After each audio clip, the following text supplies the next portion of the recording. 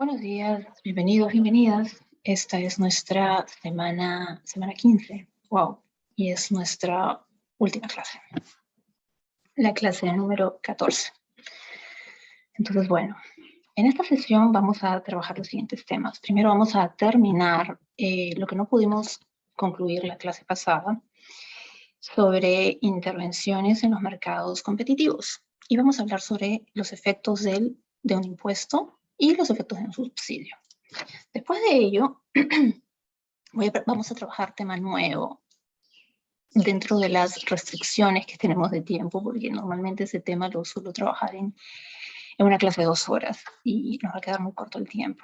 Entonces, voy a simplificar esta segunda parte de esta sesión y voy a presentarles los rasgos más resaltantes, más importantes que caracterizan el análisis del equilibrio general, sin profundizar.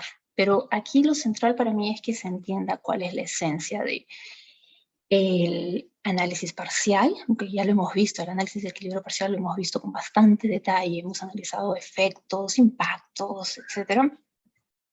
Y en resumidas cuentas, ver cómo es que el análisis de equilibrio general puede darnos otro tipo de resultados y nos puede dar una perspectiva distinta, ¿no?, de lo que sucede en una economía.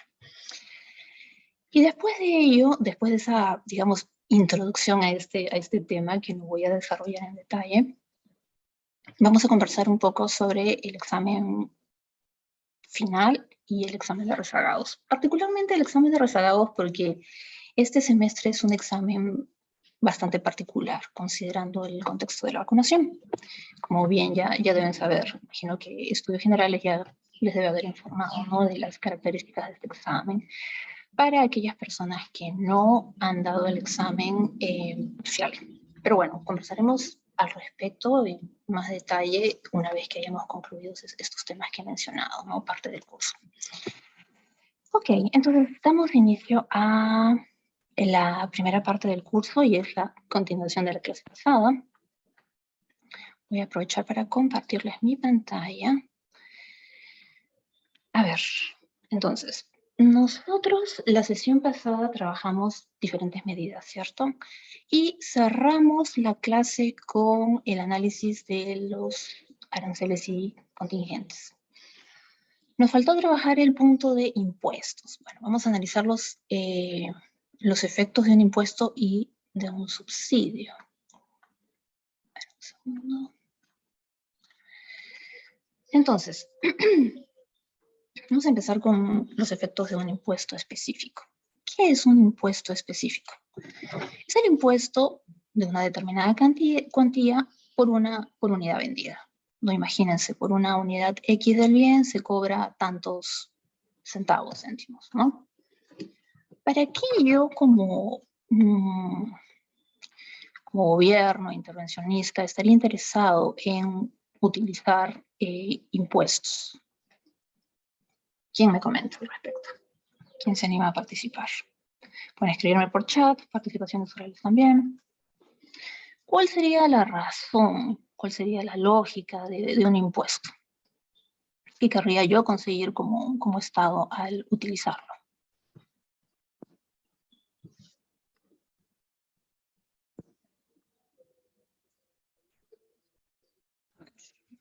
Tenemos una participación por chat. Patricia nos dice, recaudación para la distribución de servicios públicos. Recaudación, sí, muchas veces se utilizan los impuestos para recaudar.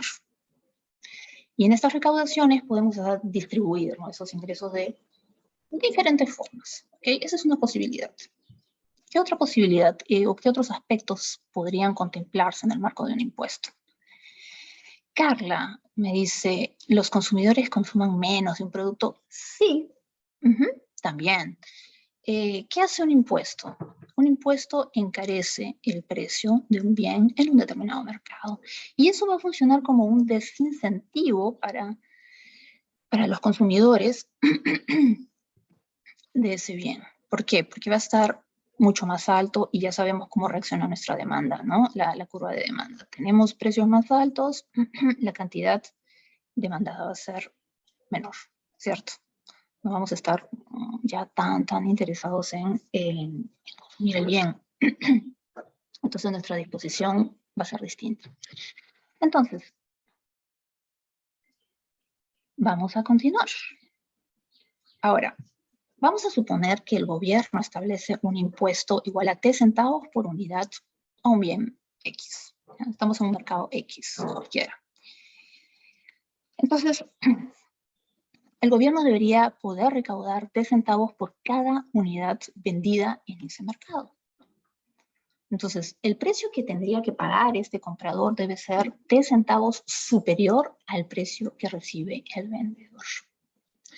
Fíjense acá, vamos a tener dos precios, ¿ya? Vamos a tener el precio que paga el comprador en este mercado y el precio que recibe el vendedor. Vamos a llamar este primer precio PC, precio del comprador, y el segundo precio le vamos a llamar precio B chica, V, ¿ok? Para indicar que estamos hablando del precio del vendedor. Ahora, ¿cuál sería la lógica? ¿Por qué? ¿Por qué tendría que darse esta situación? Si estamos diciendo que en un contexto de impuestos, un efecto que vamos a tener de utilizar los impuestos es la reducción de las cantidades producidas, consumidas dentro de ese determinado mercado, ¿cierto? Entonces, ¿tiene sentido que existe este diferencial? Sí. ¿Por qué? Porque por un lado, para yo poder reducir la cantidad que se va a demandar en ese mercado, el precio debería ser alto, mucho más alto con respecto a la situación de equilibrio. Entonces eso funcionaría como un desincentivo al consumo por el lado de la demanda. Pero ¿qué pasa por el lado de la oferta? Por el lado de la oferta tenemos a nuestros productores, vendedores, ¿no? ¿Cómo yo los desincentivo para que no produzcan tanto como ellos quisieran? O sea, es decir, para que ellos produzcan por debajo del equilibrio. Tendrían que ellos que recibir un precio menor, ¿cierto? Para producir menos. Esto lo vamos a ver reflejado en el gráfico que nos presenta esta situación del impuesto. Entonces, fíjense, estamos partiendo de una situación en la que tenemos nuestro equilibrio, nuestro clásico equilibrio que ya hemos visto anteriormente, ya lo conocemos súper bien, en el que se intersectan nuestra curva de oferta, nuestra curva de demanda, y tenemos esta situación Q sub 0, P sub 0, ¿cierto? Ya. A la hora de aplicar un impuesto, vamos a tener esta situación que va a estar representada como sigue. Fíjense, si estamos buscando reducir la demanda en este mercado de Q sub 0 a Q sub 1, tiene que pasar lo que acabamos de describir hace un momento. Para los consumidores es muy importante el precio que van a pagar por este bien y ellos se van a fijar en este precio que es igual a P sub C, que es el precio del comprador. Mientras que, fíjense, este precio justo está ubicado acá, en esta parte justo de nuestra curva de demanda. Pero al mismo tiempo sabemos que para que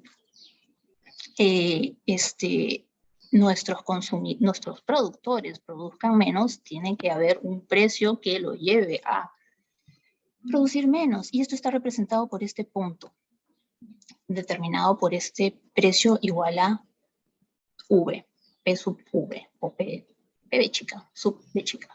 ¿Okay?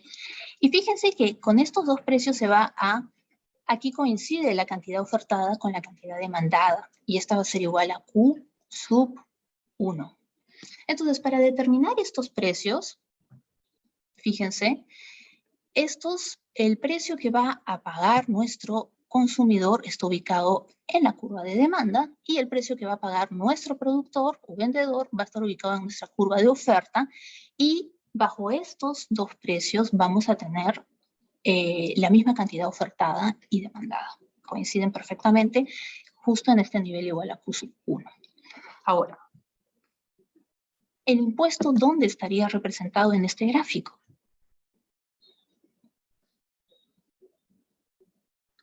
Pues es justo esta diferencia que se da entre el precio que paga el comprador y el precio que paga el vendedor.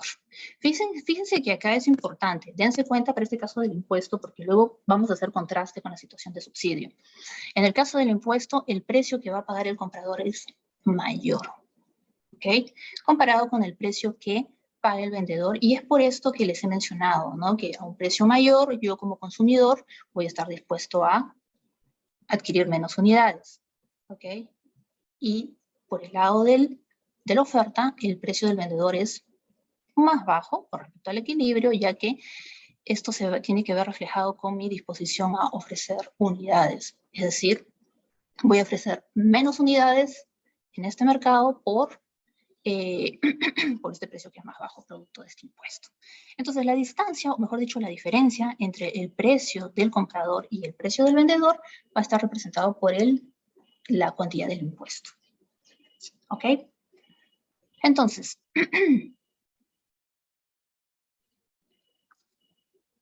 vamos a ver esto. ¿Qué cantidad se consumirá? Ya me adelanté y les he indicado cuál es la cantidad que se va a consumir. Entonces, para poder resolver este problema, no es tan complicado. Necesitamos conocer o tener ciertos datos para poder determinar cuáles son los valores. ¿Okay? Nuestros precios y la cantidad. Bueno, cantidades que al final terminan siendo iguales, ¿no? La cantidad demandada, como hemos visto, va a ser exactamente igual a la cantidad consumida. Entonces, aquí es súper importante que conozcamos nuestra curva de demanda. ¿Por qué es importante conocer nuestra curva de demanda? Para poder determinar cuál va a ser nuestro precio del comprador y la cantidad vendida. Y, por otro lado, si tenemos nuestra curva de oferta, vamos a poder determinar cuál es el precio del vendedor. Hemos dicho que la cantidad demandada debe ser exactamente igual a la cantidad ofrecida. Hemos visto eso gráficamente y eso se cumple en Q sub 1. Y luego la diferencia entre el precio del comprador y el precio del vendedor tiene que ser igual al impuesto. Entonces, si tenemos estos datos, podemos resolver este problema sin mayor dificultad. Eso lo van a ver con más detalle y lo van a desarrollar para casos concretos con sus jefes de práctica mañana. ¿Ok? Entonces, basándonos en estas 4 condiciones que ya hemos mencionado, pues más o menos estos son los elementos que necesitamos en este problema para poder resolverlo. Necesitamos la curva de demanda, que nos va a servir para poder determinar el precio del comprador, y depende del precio del comprador. Nuestra curva de oferta, la cual depende del precio del vendedor, y esta igualdad, ¿no? En la que se cumple que la cantidad ofertada es igual a la cantidad demandada.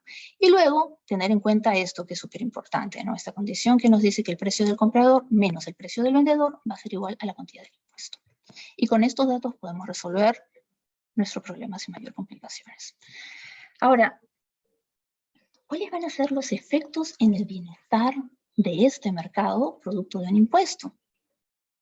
¿Quién me comenta? ¿Quién me dice? ¿Qué creen que podría pasar? A ver, ¿qué nos diría nuestra intuición al respecto?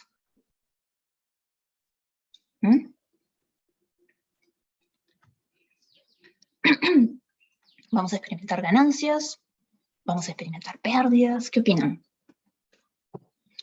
¿Qué es lo que nos dice nuestra intuición al respecto? A ver, vamos a ver. Me dice Patricia, se generarán pérdidas tanto para el consumidor y el productor.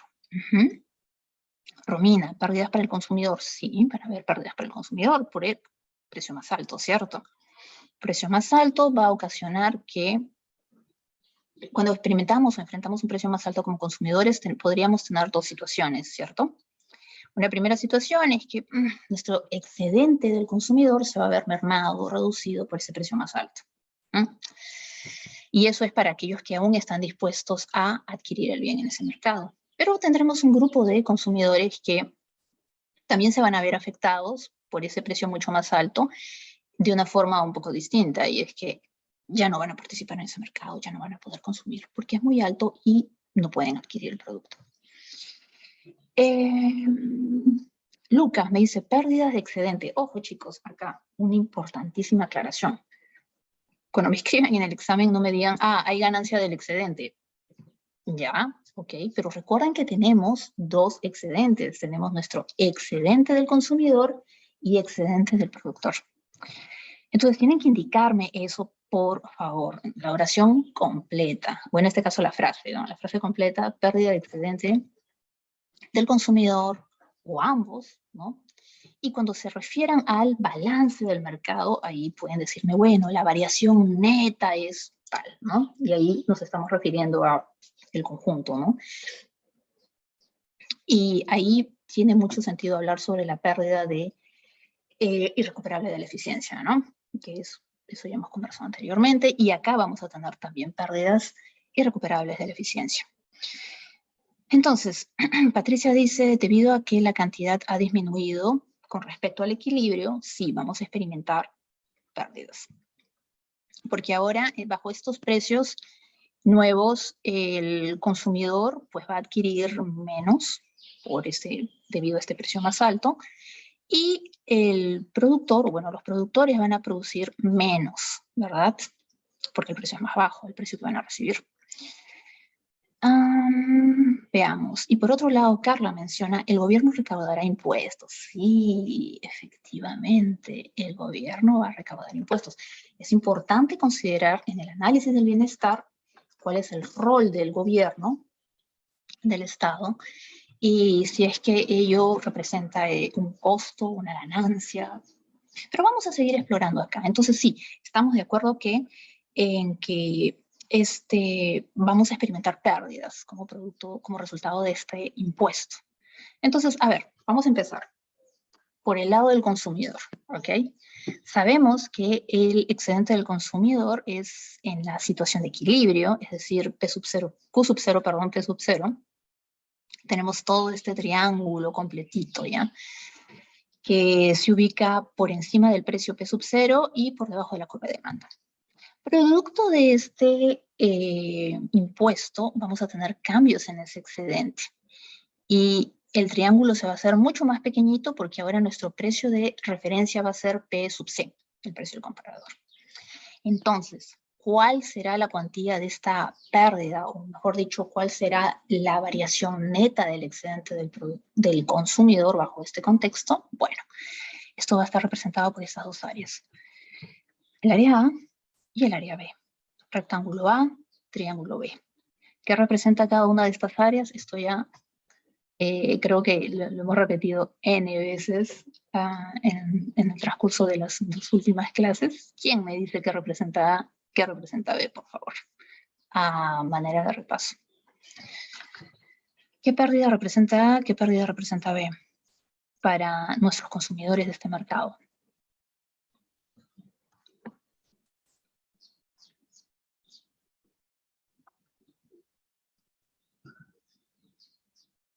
A ver, chicos, no sean tímidos, ya es la última clase, un poquito de esfuerzo. Vamos, participemos un poco. A ver. Carlos, a ver, Patricia me comenta, sí, Patricia, está muy bien. A, me estás describiendo el área A, falta el área B. A ver, Carlos dice A, la pérdida del consumidor. B, la pérdida de eficiencia. Ya, pero a ver, chicos, cuando escribamos seamos un poquito más específicos, ¿ya? Es importante este tipo de detalles, como justo me decían, pérdida de excedente, no me pueden decir solo pérdida de excedente, tienen que especificarme pérdida de qué parte, ¿no? A ver, fíjense, rectángulo A representa, sí, disminución, ya una pérdida del excedente del consumidor para aquellos consumidores que aún pueden adquirir este bien, ¿ok?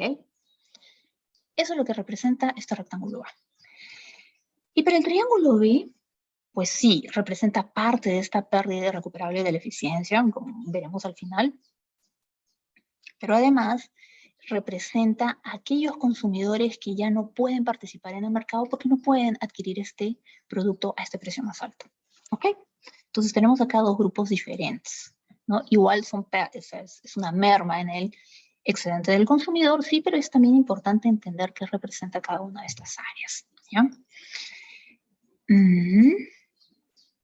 Entonces, Acá tengo varias respuestas por chat. Me dicen sí, hay varias que están súper bien. Acá justo con esta explicación quiero perfilar alguna de sus respuestas, ¿no? Para que sean un poquito más específicas. Ahora me dice Romina, a ver, A es la pérdida del excedente del consumidor y B es la pérdida del excedente del productor. No, no, Romina. A y B representan en su conjunto pérdida del excedente del consumidor. Luego vamos a ver productor, ¿ok? Productor es lo que está debajo, ojo, ¿ok? Entonces, para que quede un poco más claro acá, nuevamente, para aquellos que todavía no distinguen esta diferencia.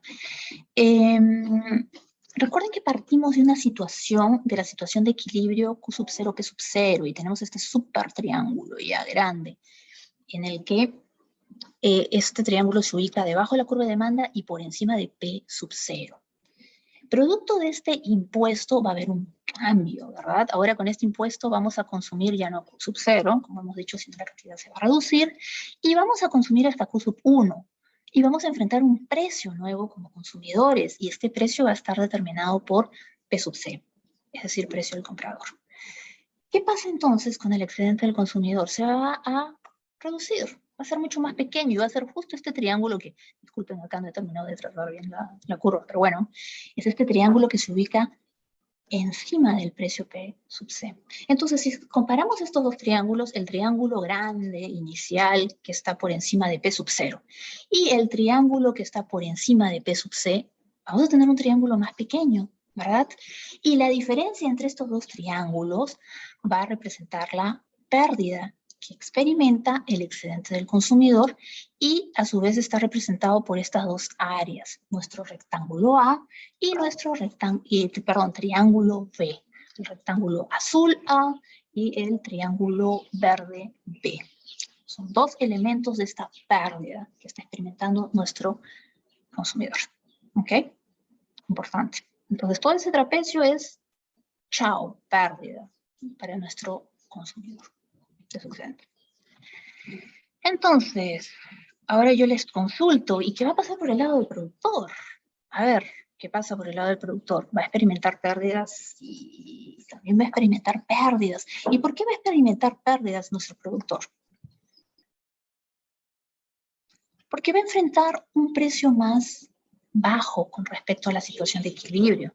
Fíjense, en la situación de equilibrio teníamos esta cantidad Q sub 0 y este precio P sub 0. Genial, y tenemos este super triángulo que representa el excedente del productor, el cual se encuentra debajo de P sub 0 y por encima de la curva de oferta. Todo este triángulo, ¿ya? Ahorita, justo acá, fíjense, tac. Pero bajo esta situación de impuestos, ya el productor no va a enfrentar este precio P sub 0 que enfrentaba en la situación de equilibrio, sino va a enfrentar un precio menor igual a P sub V, o sea, precio del vendedor. Y bajo este precio va a producir una cantidad menor, la cual va a ser igual a Q sub 1. Entonces, ¿cómo va a variar nuestro excedente del productor? Bueno, pasamos de este triángulo grande a un triángulo mucho más pequeño, y es el triángulo que está por debajo de P sub B. Entonces, ¿cuál va a ser la pérdida, la variación que va a experimentar el excedente del productor? Bueno, nuestro excedente del productor va a perder el rectángulo D y el triángulo C. ¿Ok? Nuevamente, para este caso les pregunto, ¿qué representan estas áreas para el productor? ¿Qué representan estas pérdidas? Nuevamente, podemos hacer un análisis análogo al que hemos hecho para el lado del consumidor. ¿Quién me comenta? A ver, un poquito de repaso antes del examen, un poquito de entrenamiento. ¿Qué pasa con el área D? ¿Qué representa? ¿Qué pasa con el área C? ¿Qué representa?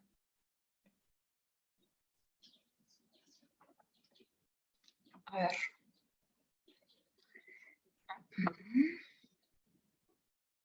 ¿Para ti?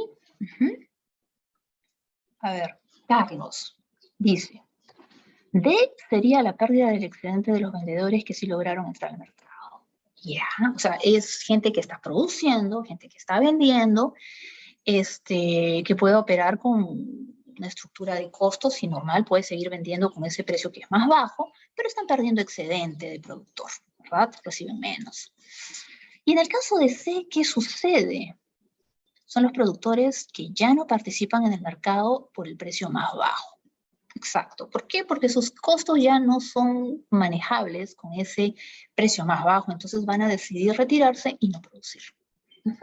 Eso es lo que representa el área C. Muy bien. Entonces, a ver, alguien me escribe por acá. Dalia me comenta, ¿la región D más C es el excedente del consumidor? No. No. El área D más C representa la pérdida, por favor. Es la pérdida que experimenta el productor. Fíjense, son áreas que se ubican por debajo del precio P sub 0. Y acá estamos haciendo un contraste entre la situación inicial de equilibrio y la situación con impuestos, ¿ok? Bajo una situación, voy a repetir esto nuevamente, ¿ya? Porque sí me interesa que estas cosas queden claras, chicos, ¿ya? Excedente del productor.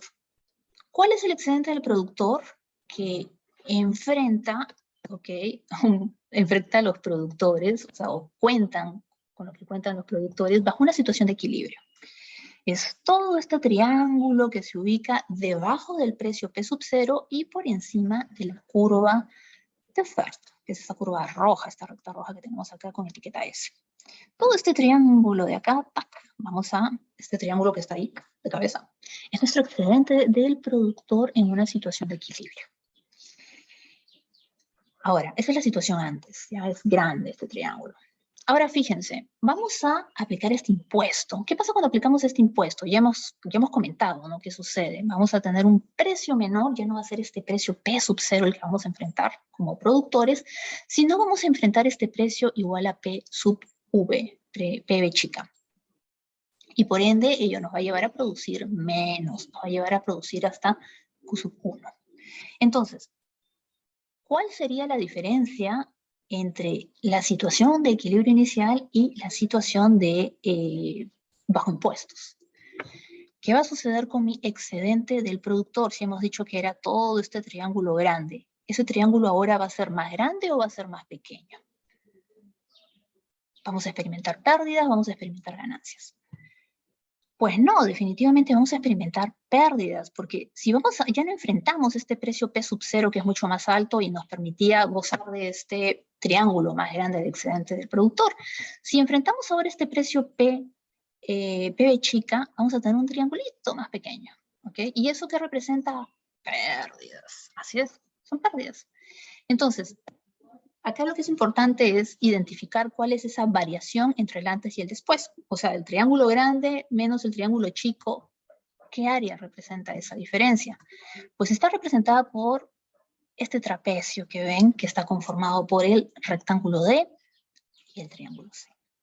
Y como justo han mencionado varios de sus compañeros por chat, este triángulo D representa la reducción en el excedente del productor, de aquellos productores que aún pueden estar en el mercado, pero van a percibir mucho menos porque el precio es más bajo. Es lo que hay. ¿Y qué representa este triángulo C? Pues este triangulito C representa a todos aquellos productores que ya no pueden seguir produciendo porque este precio es muy bajo y entra en conflicto con su estructura de costes. No me sale a cuenta seguir participando y produciendo con ese precio. Me retiro. ¿Ok? Entonces, esto es lo que representa la variación neta en el excedente del productor como resultado de la aplicación de este impuesto. Pérdidas. Entonces, en resumen, por el lado del excedente del consumidor vamos a experimentar pérdidas, ¿no? Y están representadas, hemos dicho, a través de este triángulo A y este triángulo B. Y por el lado del excedente del productor vamos a experimentar también pérdidas. Vamos a experimentar una merma. Y esta pérdida va a estar representada por estos dos elementos de este trapecio. El rectángulo de color beige D y el triángulo morado C. ¿Ok? Entonces, ahora, acá viene esta pregunta que, bueno, ya lo estoy acá. ¿Qué representarían el área A y D? Que son pérdidas tanto para el productor como para el consumidor. ¿Qué creen que representan estas dos áreas? A ver, Patti, sí, muy bien. Tu respuesta es correcta, Patti, pero quiero leer, antes de conversar y darle la respuesta, quiero leer o escuchar a tus compañeros, compañeras. A ver, Daniel dice, la recaudación de los impuestos. Sí, efectivamente. Y es muy simple. ¿Cómo yo determino cuál es la cuantía de esta recaudación? Bueno, lo único que hago es considero la cuantía del impuesto y lo multiplico por la cantidad que se oferta, se demanda en ese mercado. ¿Okay? Y eso está representado por Q sub 1. Entonces simplemente hacemos una multiplicación de T por Q sub 1 y tenemos ese rectangulito, que es la unión de estos dos rectángulos que son pérdidas en el excedente del consumidor y excedente del productor. A más C. ¿Ok? Entonces, ahora que hemos visto toda esta situación antes de llegar al balance, a ver si existen pérdidas irrecuperables de la eficiencia producto de esta intervención en este mercado en particular, yo les pregunto, a ver, un anticipo, ¿qué piensan? En balance, ¿el balance general va a ser positivo, negativo, ganancias, pérdidas? ¿Qué piensan? Ya que hemos visto todas estas áreas, ¿a dónde nos llevaría nuestra intuición? A pensar que ganancias o pérdidas en balance. ¿Qué piensan? ¿Mm?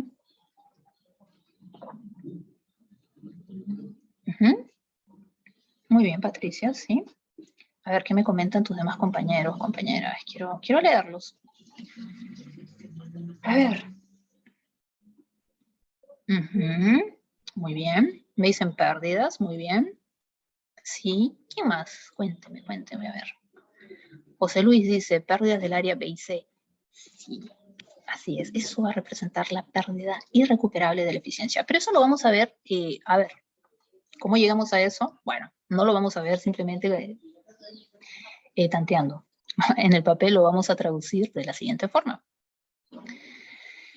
Ya saben, por un lado, identificamos cuál es la variación neta del excedente del consumidor y esto va a estar representado por el menos área A menos área B, que ya hemos dicho, ¿no? Nuestro rectángulo A azul y nuestro triángulo B, que es este triangulito verde. Todo es pérdida para nuestro señor consumidor, para nuestros consumidores, porque estamos hablando del conjunto de consumidores de un mercado, ¿cierto? Yo cuando hablo del señor productor, del señor consumidor, me refiero en realidad me estoy refiriendo al consumidor representativo, el productor representativo, ¿no? De todos los consumidores y productores, ¿no? De un determinado mercado, el conjunto. Entonces, a ver, variación neta del excedente del consumidor, decimos que hay pérdida, menos área A, menos área B. Variación neta del excedente del productor, pérdida nuevamente. Y hemos dicho que están representados por el área D y el área C. Y los pongo en rojo para que se note claramente que son pérdidas. Ahora, Estado es un elemento, es un participante importante en esta situación.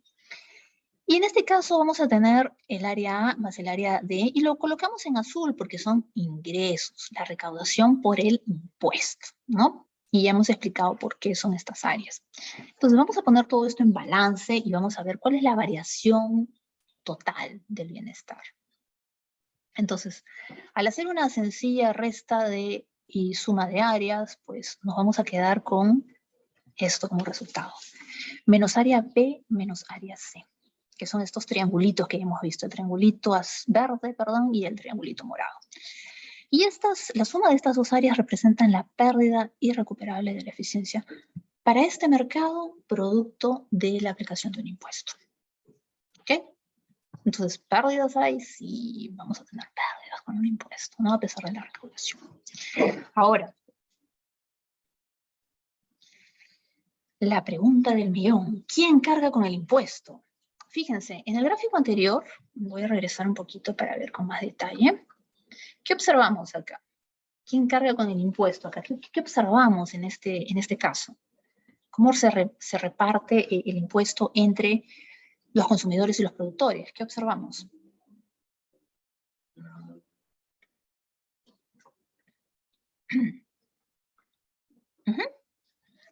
A ver, Patricia nos dice, ¿productores y consumidores enfrentan la carga en igual proporción? Sí. Correcto. Y eso lo podemos ver en estas dos áreas que son muy parecidas. Hasta podríamos decir que son casi iguales. Ahora yo les pregunto, ¿de qué depende cómo se va a repartir la carga de un impuesto entre los consumidores y los productores? ¿Qué piensan ustedes? ¿Qué depende? A ver. ¿Quién me comenta? Aparte de Patricia. ¿Es correcto lo que me estás diciendo, Patricia? Muy bien. Quiero escuchar, o bueno, quiero leer otras opiniones al respecto. A ver, cuéntenme. ¿Qué opinan ustedes? ¿De qué va a depender quién carga más con un impuesto que el otro? Y en términos de consumidores y vendedores, ¿no? O productores. A ver, en el gráfico hemos visto que sí, vemos que se reparte de una manera que parece casi igual, ¿no? Pero esto en la realidad no tiene por qué suceder. No siempre sucederá así. ¿Y por qué? Bueno, porque detrás de ello están las elasticidades de la oferta y de la demanda. Diferentes elasticidades, ¿ya? De oferta y de demanda, elasticidades precio, nos van a llevar a resultados distintos, ¿ok? Muy distintos. Entonces, si la demanda es más inelástica que la oferta, la carga recaerá sobre nuestros compradores. En un momento lo vamos a ver gráficamente. Y si la demanda es más elástica que la oferta, la carga recaerá sobre los vendedores. Vamos a ver esto. Acá tenemos dos grafiquitos. Fíjense, acá ilustra el primer caso, ya con una demanda que tiende a ser más inelástica. Acá esta diferencia, acá tenemos la distancia del precio, que es la diferencia entre el precio del comprador menos el precio del vendedor. Y fíjense, para el primer caso, a ver, ¿quién me dice? ¿Quién carga principalmente con el impuesto para esta situación con demanda más inelástica? Lo podemos ver gráficamente. ¿Quién me comenta?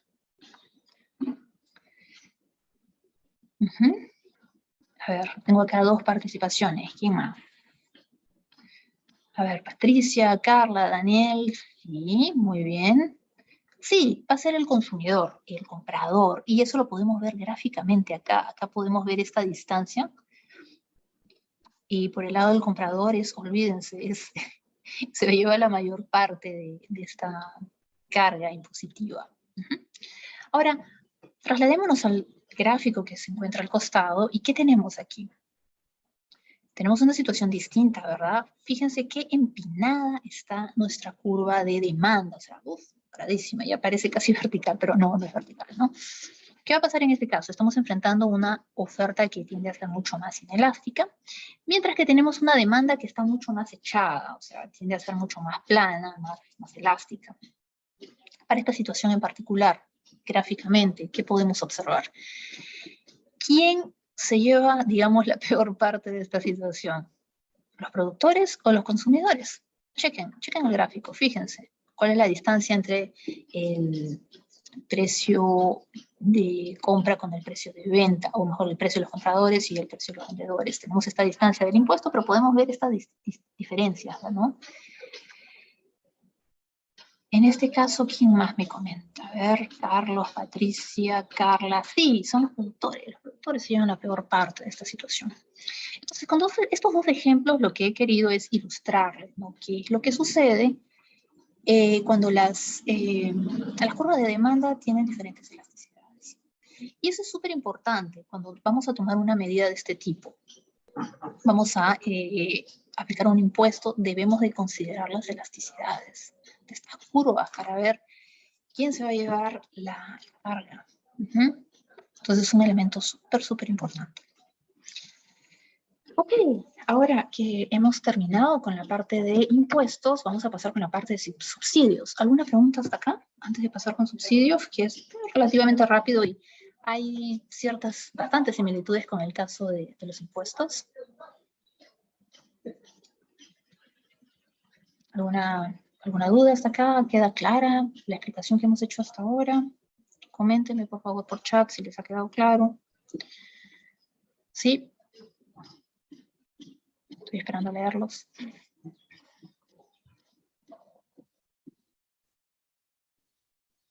¿Mm?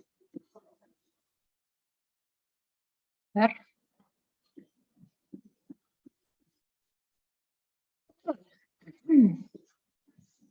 Ya. Entonces, estos conceptos que estamos trabajando ahora, estos casos, estas intervenciones, lo van a ver con más detalle mañana con su jefe de práctica. A ver cómo con números, con ejercicios numéricos, van a trabajar estos temas. Efectos de un subsidio. ¿Qué pasa en el caso de un subsidio? ¿Qué es un subsidio? Bueno, un subsidio es el pago que recibe el precio, que reduce el precio del comprador por debajo del precio del vendedor. Y vamos a tener esta situación. P sub B es mayor al precio del comprador. Si se dan cuenta, es una situación inversa hasta cierto punto comparado con el caso de los impuestos, ¿verdad? Porque en el caso de los impuestos, el precio que pagaba el comprador es mayor que el precio que paga el vendedor o el productor, ¿ok? Entonces va a tener un efecto opuesto al de un impuesto. Si estamos diciendo esto, entonces, ¿qué implicancias va a tener eso en las cantidades ofertadas, demandadas en un mercado determinado? Que vamos a tener mayor consumo, menor consumo, vamos a tener un aumento, por ende, del consumo. Entonces, la idea detrás de un subsidio es fomentar la adquisición de un bien, aumentar el consumo dentro de un determinado mercado. Entonces, tanto la cantidad producida como la cantidad consumida en este mercado van a aumentar, y para este caso, la diferencia entre el precio del vendedor menos el precio del comprador va a ser igual al subsidio. Contrastemos eso en el caso del impuesto.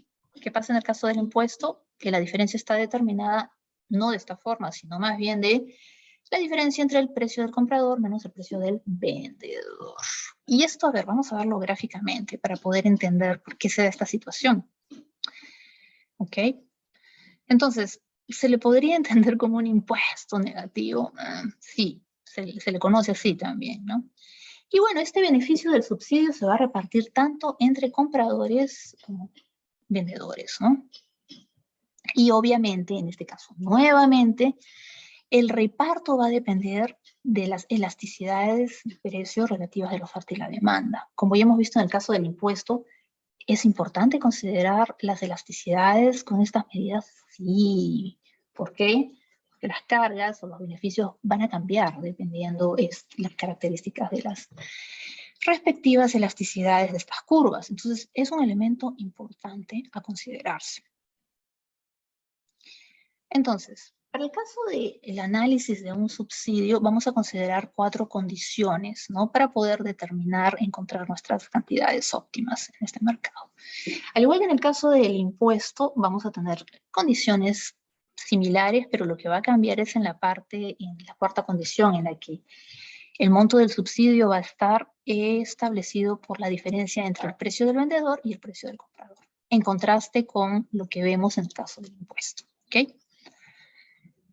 Entonces, para poder resolver esto, necesitamos contar con nuestra curva de demanda, nuestra curva de oferta, ¿no? La cantidad demandada, debemos recordar, es igual a la cantidad ofertada, y el precio del vendedor, ya hemos dicho, menos el precio del comprador va a ser igual a la cantidad del subsidio.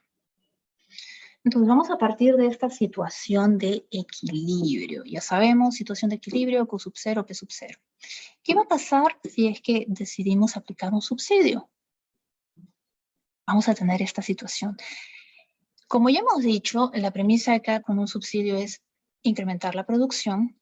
Vamos a producir por encima de esa situación Q sub 0, P sub 0. Q sub 0 es nuestra situación inicial, nuestra situación de equilibrio. Y producto del subsidio vamos a producir hasta Q sub 1. Y en Q sub 1 se da que la cantidad ofertada y la cantidad demandada son iguales. Para poder identificar cuál va a ser nuestro precio de venta, el precio, del vendedor y el precio del comprador, lo único que tenemos que hacer es identificar este precio del vendedor en nuestra curva de oferta, mientras que el precio del comprador va a estar en esta curva de demanda. Y esto se va a dar para poder determinar esta cantidad Q1. bajo Q sub 1 se va a cumplir que la cantidad ofertada y la cantidad demandada van a ser iguales. ¿Ok? Segundo. Entonces, ¿cuál va a ser la cuantía de este subsidio? Bueno, como hemos mencionado, va a estar representado por la distancia, o mejor dicho, la diferencia entre el precio del vendedor y el precio del comprador. Y es justo esto que vemos, esta distancia que estoy representando con esta llave celeste en este gráfico. ¿Ok? Ahora, aquí cierro esta presentación. No estoy acá incluyendo estas áreas, cambios en el excedente del productor, cambios en el excedente del consumidor y la pérdida de la eficiencia. Pero podríamos hacer este análisis hasta cierto punto sin tener las áreas. ¿Qué piensan ustedes que podría haber como resultado de este subsidio? ¿Podríamos tener ganancias? ¿Podríamos tener pérdidas? ¿Qué piensan? Fíjense que ahora ya no estamos produciendo a nivel Q sub 0, sino estamos en el nivel Q sub 1 más. ¿Ya? ¿Qué tipo de situaciones vamos a tener? A ver, Patricia, sí, así es. A ver, quiero leer otras opiniones. Vamos acá a trabajar intuiciones, no vamos a ver con exactitud las áreas, eso lo van a ver en la práctica de mañana, pero quiero que razonemos juntos. ¿Ya? Entonces quiero su participación también, por favor. Esto es un ejercicio también para su examen final. Es importante que participen, por favor. A ver, Patricia, todo lo que me comentas es correcto. A ver, Romina me dice exceso de oferta. Va a ver, no es que precisamente haya, sí, pareciera que hay una situación de exceso de oferta, pero fíjate que en Q sub 1, la cantidad ofertada y la cantidad demandada van a ser iguales, producto de este subsidio. Entonces, lo que se vende, perdón, lo que se oferta también se adquiere, es adquirido por los consumidores. Entonces, exactamente no es que haya un exceso de oferta. ¿Hay un aumento en la producción? Sí. Ahora, veámoslo en términos de excedente del consumidor. ¿El excedente del consumidor va a experimentar ganancias? Vamos a verlo pasito por pasito, así, a conversarlo antes de que pasemos a la pausa. ¿Ya? Tenemos acá unos minutos antes de empezar la segunda parte de la clase. ¿Qué va a pasar en términos de excedente del productor? Perdón, consumidor. Empecemos con nuestro consumidor. Conversémoslo así. A ver, el excedente del consumidor va a tener ¿Qué va a suceder con el excedente del consumidor? Bueno, el excedente del consumidor... ¿Quién ha intervenido, por favor? Yo, Álvaro. Álvaro, a ver, te escuchamos, Álvaro, por favor. Continúa. Va a aumentar, pues puede conseguir más a un menor precio. Va a experimentar una ganancia estos consumidores, porque sí, efectivamente va a adquirir más de este bien. Y lo va a adquirir a un menor precio. Ese menor precio está representado por PC, que es un precio que está por debajo, ojo, está por debajo del nivel de equilibrio inicial. Entonces, ya sabemos cuál es la naturaleza de nuestra curva de demanda. Ante mayores precios, menores cantidades. Bueno, en este caso, menor precio, mayor cantidad. ¿Ok? Va para el otro lado. ¿Y qué va a pasar por el lado del consumidor? Productor. ¿El productor va a experimentar ganancias o pérdidas? ¿Qué piensan?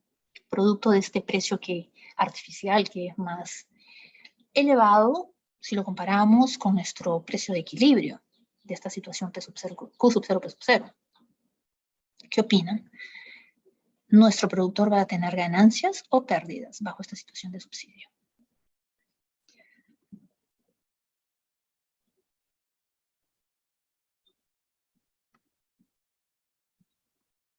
A ver, les anticipo. Va a tener ganancias también. Caramba, me dirán, ¿de dónde vienen las ganancias? ¿Por qué vamos a tener ganancias? Veámoslo gráficamente aquí al paso. Primero teníamos este triangulito de cabeza, que está justo debajo de P sub 0 y por encima de nuestra curva de oferta. Pero con este nuevo precio P sub B, precio del vendedor que es más alto, voy a producir más y voy a estar ganando todo este trapecio de encima. ¿Estoy experimentando entonces ganancia o pérdida? Estoy experimentando ganancia, ¿ok? Entonces, por un lado vemos que nuestro excedente del consumidor experimenta ganancias netas y nuestro excedente del productor también experimenta ganancias netas. Interesante. Ahora, nos falta un elemento más, un participante más en esta historia. Ese participante es el Estado. ¿Qué pasa con el Estado? ¿Cuál va a ser el tamaño de este subsidio que va a dar este Estado? ¿Quién me dice cómo identificar ello en este gráfico? Es el rectángulo que involucra la diferencia de ambos precios hasta Q1. ¿Ah? Muy bien, Álvaro. Sí, entonces sería la multiplicación del monto, el tamaño de este subsidio, que no es más que la diferencia entre P sub B menos P sub C, es decir, el precio del vendedor menos el precio del comprador, y ese S, que es igual a S sub S minúscula, es tamaño de subsidio, eso multiplicado por Q sub 1, que es la cantidad total que se oferta y se demanda en este mercado. Así es. Entonces, a la hora de hacer nuestro balance, y por un lado vamos a poner la variación neta de nuestro excedente del consumidor, luego nuestra variación neta del excedente del productor, y hasta ahora tenemos ahorita en mente que son ganancias y ganancias, y vamos a poner la participación del Estado. Ese monto total del subsidio representaría una pérdida o una ganancia para el Estado. Ya lo hemos identificado gráficamente, ahora yo les pregunto, ¿eso es pérdida o eso es ganancia? Cuando digo pérdida puede ser un costo. Es un costo. Definitivamente es un costo para el Estado. Entonces, a la hora que tengamos todas estas áreas que ya las tenemos ahí identificadas, tenemos que ver en balance si es que estamos experimentando una ganancia o pérdida. Y si es pérdida, pues representaría una pérdida irrecuperable de la eficiencia. Entonces la pregunta acá es, ¿qué piensan en balance? ¿Este subsidio nos llevará como resultado una ganancia o una pérdida irrecuperable de la eficiencia? Eso tendríamos que verlo con más detalle, ¿no? Pero les adelanto que esto nos lleva a una pérdida irrecuperable de la eficiencia. Y eso lo van a ver en la práctica. Y esto va a estar representado por este triangulito que está justo acá. El triangulito que está pasando, que se encuentra entre Q sub Q0 y Q sub 1 y tiene por base el tamaño del subsidio. Así es, ese va a ser el resultado. Si ustedes lo hacen por su cuenta este análisis, hoy en algún momento del día, se van a dar cuenta de que les va a dar ese resultado. Ahora, yo les dejo como tarea. ¿Qué significa eso? ¿Qué significa? ¿Qué representa esa pérdida? Bueno, interpreten qué significa ese área. Y les dejo seriamente esa tarea porque podría venir en el examen, podría ser, no lo sé, pero les sugiero que por favor investiguen y hagan esta tarea, exploren, ¿ok? Entonces, son justo las 9. ¿Alguna pregunta hasta esta explicación que hemos hecho sobre impuestos y subsidios? ¿Alguna duda, alguna cuestión, algún punto que quieran mencionarme antes de pasar a la pausa? ¿Todo claro hasta acá?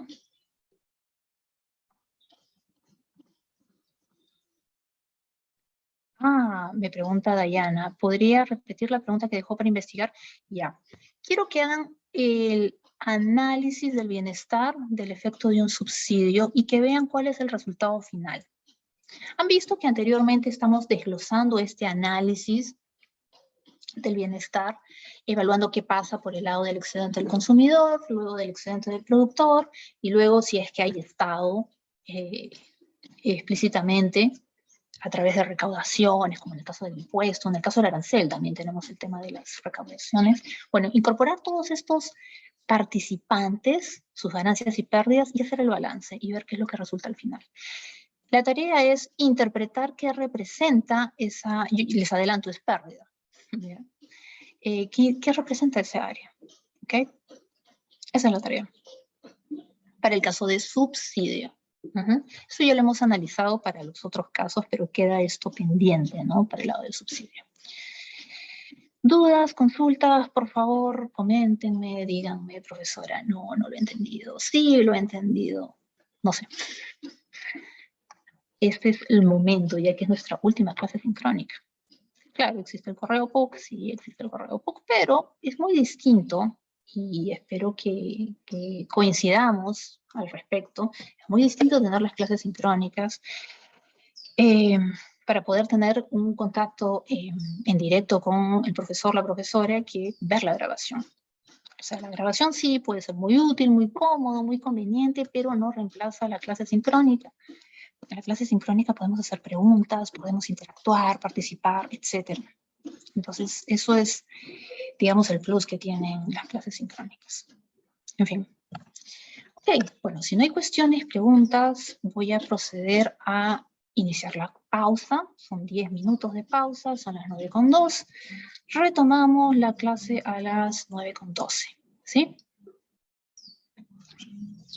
Ok. Ajá, a ver, Carlos me dice, entonces el subsidio afecta al Estado. A ver, hay un costo detrás, ¿no? Y eso va a tener repercusiones a nivel del bienestar en su conjunto. Ok, entonces, lo que yo les estoy pidiendo es que me digan, ¿no? Me identifiquen, porque ahorita simplemente hemos hecho el ejercicio así de conversar y decir, esto va a pasar con el excedente del consumidor, esto va a pasar con el excedente del productor, este es el costo del Estado. Lo que yo quiero que ustedes hagan es que me pongan el balance, ¿no? Y me indiquen que en balance, ¿qué sucede? ¿Hay pérdida? ¿Hay ganancia? Hay pérdida, ya les estoy diciendo spoiler, ya les estoy diciendo de una vez que hay pérdida irrecuperable de la eficiencia. Pero además les estoy pidiendo que, además de identificarme qué área representa esta pérdida irrecuperable de la eficiencia, que me indiquen qué representa, cuál es la interpretación detrás de esa área. ¿Ok? Esa es su chamba. Eso. ¿Ok? Entonces, bueno, esa es la tarea. Pausa, por favor. 9:03, nos regresamos en 10 minutos. Nos vemos a las 9:13 porque hay puntos que necesito trabajar con ustedes y también darles un espacio para que me hagan consultas sobre el examen final, y quiero dar ciertas indicaciones sobre el examen de rezagado, que es un examen en esta oportunidad diferente, especial, ¿no? Romina me dice, profesora, y a largo plazo, esa es otra historia, ¿ya? Es otra historia. Ok, iniciamos la pausa, por favor. Nos vemos en 10 minutos a las 9:14, ¿ok?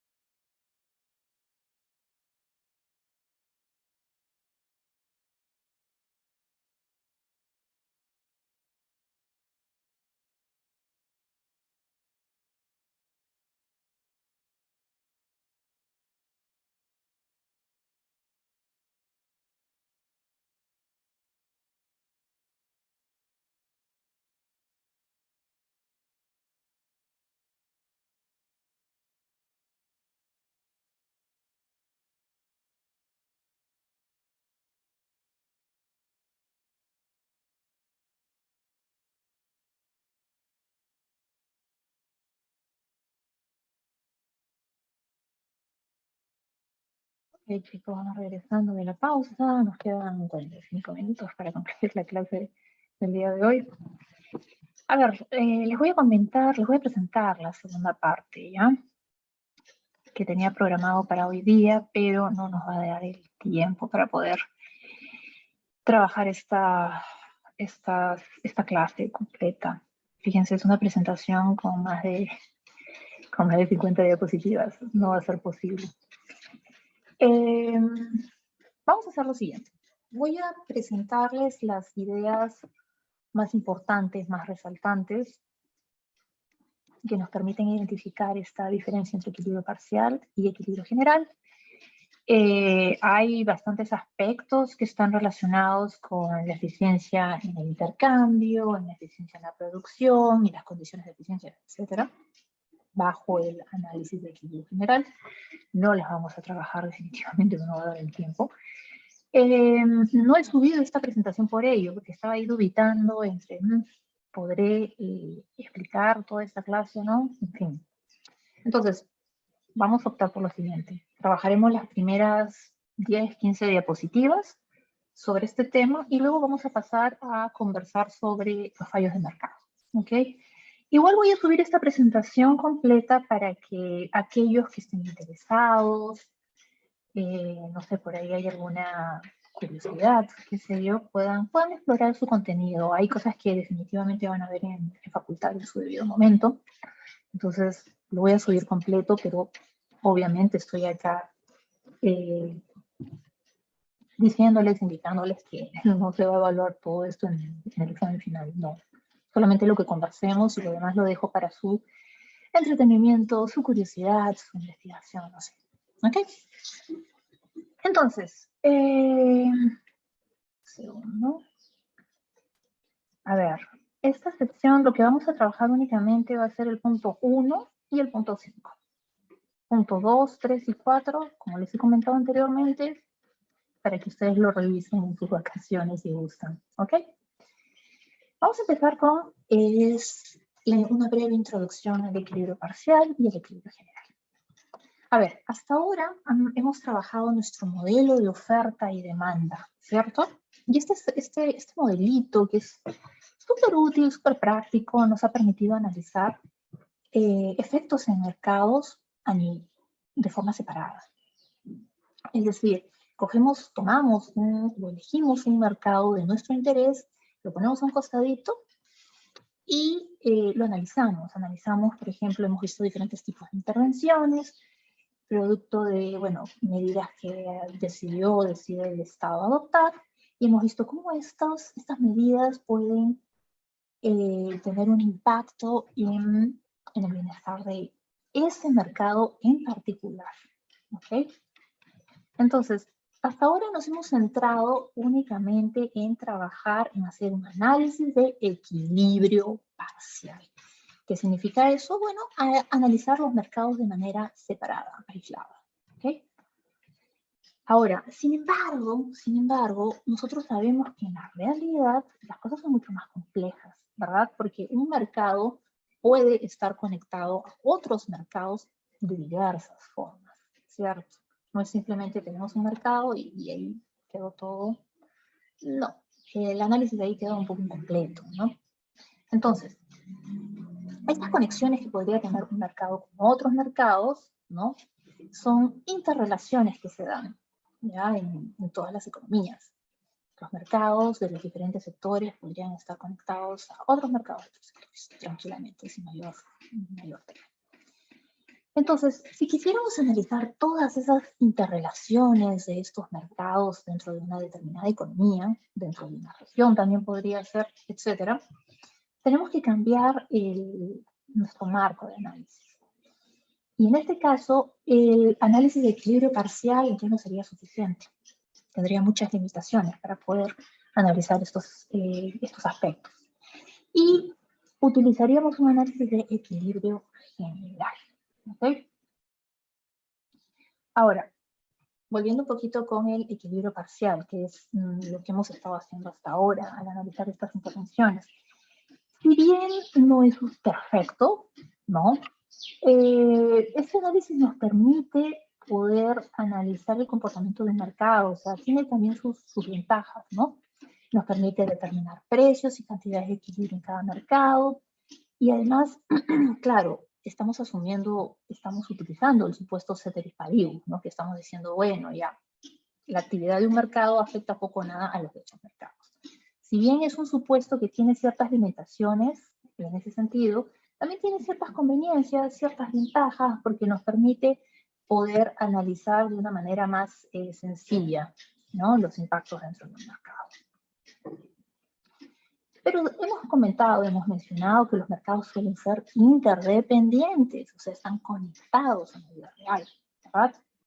Es decir, los mercados están relacionados con otros mercados. Entonces, aquí yo les pregunto, ejemplos de interdependencias entre mercados, ¿qué opinan? Quiero que me den algunos ejemplos acá. Que identifiquen alguna interdependencia que venga a su mente de un mercado conectado con otro mercado. ¿Algún ejemplo? Hay bastantes ejemplos de la vida real, pero ¿qué me comentarían ustedes? A ver, me comentan por interno. Álvaro nos dice, harina y pan. Ok, ¿cómo es que la harina estaría conectada al pan? A ver, pregunto, y ustedes dirán, profesor, es obvio.